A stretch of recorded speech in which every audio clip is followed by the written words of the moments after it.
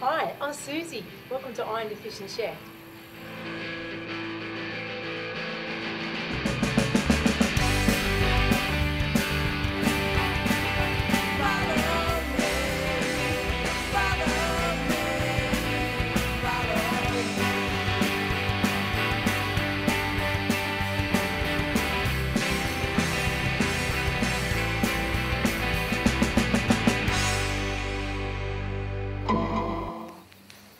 The sugar we eat in Australia comes from sugar cane. And the cane plants were brought here from England in 1788 on convict ships. And the sugar cane plant thrived in northern tropical Queensland's conditions until the 30s, when farmers realised they had a problem with a grub that was eating the roots of their plant and destroying their crops. So they lobbied the government, and in 1935 they were allowed to import 100 cane toads from Hawaii to kill the grub. Unfortunately, the cane toad was in paradise in Queensland, and it loved the Australian fauna and flora much more than the white grub. The cane toad has now become one of the hugest man-made environmental disasters in Australia.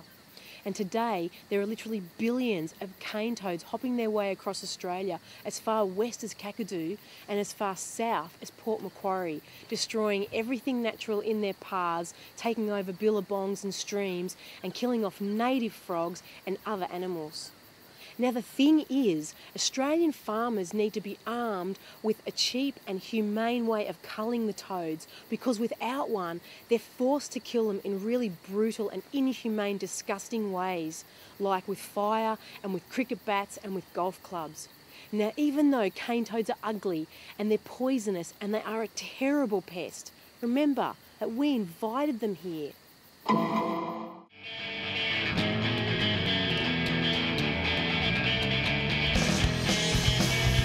But I don't have a problem with sugar. It's not the amount of sugar you have, it's the frequency you have. If you have a kilogram for breakfast, a kilogram for lunch and a kilogram for dinner, that doesn't bother me as a dentist. But if you have a packet of Lifesavers and you have a quarter of a Lifesaver every quarter of an hour, all day, that will destroy your teeth. Not the amount, it's the frequency that'll get you.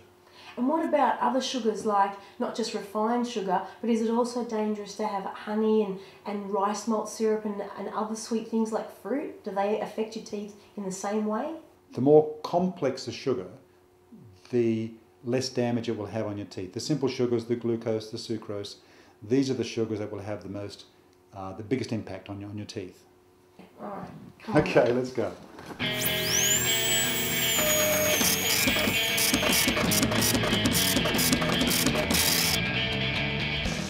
Oh, I didn't come here on a boat. I was born here in Australia, but my grandparents, they came here on a boat.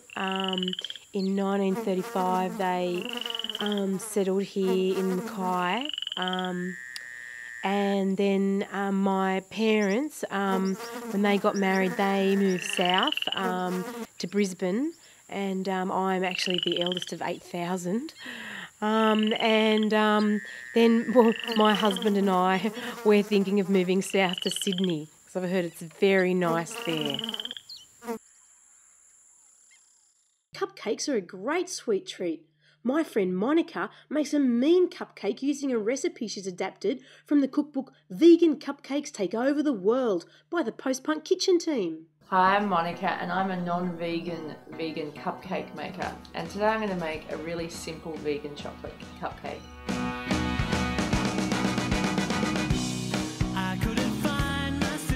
Pour about a cup of soy milk. You can use normal soy milk. My preference is chocolate. With the soy milk, we put about a cap of apple cider vinegar. And just let it sit till it starts frothing up and separating a little bit, because it forms the actual raising agent for the cupcake. How does it make a raising agent? It separates it. Because it's fermented. Yeah. Yeah. But it works. It makes a much lighter cake than if you were using non-vegan products. So if you're using eggs or butter, it actually makes a fluffier, quite light, almost like a sponge style cake. Wow, that is good to know. So if you use eggs or butter like a normal cupcake recipe, you're actually, it's a denser cake. So this isn't a particularly dense cake. It's really light. That's good. That's good for a cupcake. Yeah, it is. It's perfect. Okay, the next stage is 3/4 of a cup of sugar, a cap of vanilla essence, and 1/3 of a cup of canola oil. And you just whisk it basically for a minute or so till it goes really foamy.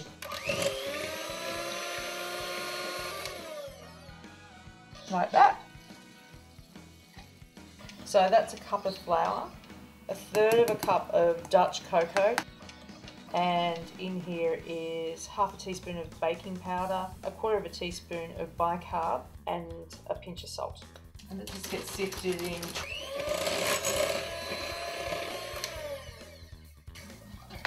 The thing to remember when you're actually using wheat flour is the least beating the better. The more beating you're going to get a tougher cake. Because you activate the gluten, yeah? Yep.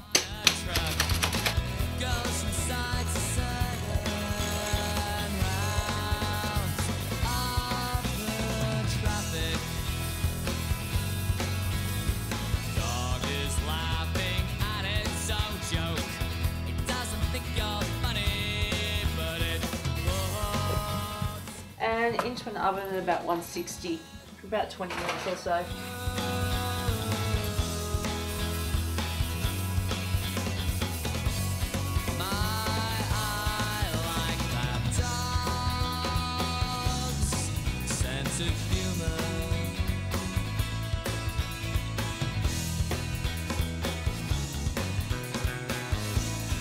I can smell these cakes. Done.